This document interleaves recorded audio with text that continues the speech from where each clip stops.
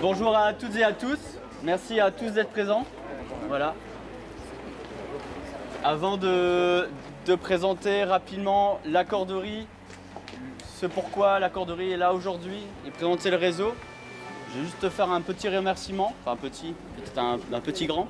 Un grand merci à Benjamin Griveaux de sa présence aujourd'hui à l'accorderie et de venir à Fives et puis dans ce lieu qui est l'accorderie, le système d'échange de services entre habitants.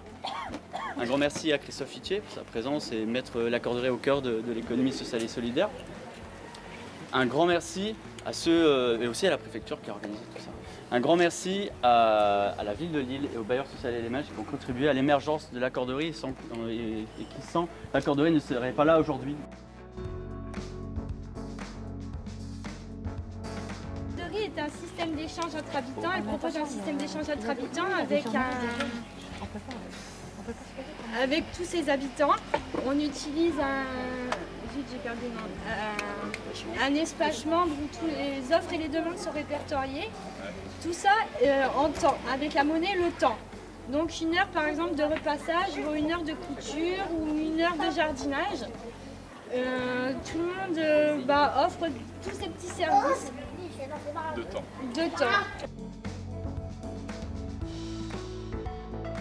Le principe de l'accorderie, c'est la solidarité entre les accordeurs en général. Le but, c'est de ressouder aussi les liens dans le voisinage.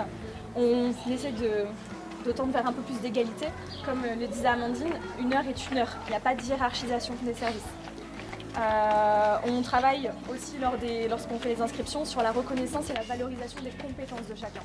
C'est ça notre ressource première. On travaille aussi à la mixité sociale, au lien entre les personnes. On lutte contre la précarité et l'isolement. Le local est ouvert, on a des permanences.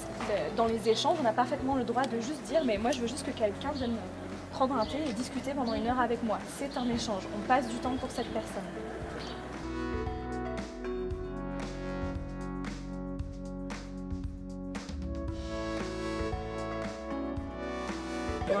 J'en avais entendu parler, maintenant c'est un peu plus clair. Mais c'est bien parce que au fond, on demande aux gens de donner ce dont chacun dispose, c'est le temps. Donc c'est un savoir-faire, c'est des compétences et c'est du temps pour l'autre. Et au fond, on retrouve des mécanismes de solidarité qui parfois avaient un peu disparu parce que les gens s'isolent chez eux, se parlent plus entre voisins et ça permet donc de recréer du lien social avec la chose dont chacun dispose le plus et de manière la plus égale, à savoir un peu de temps.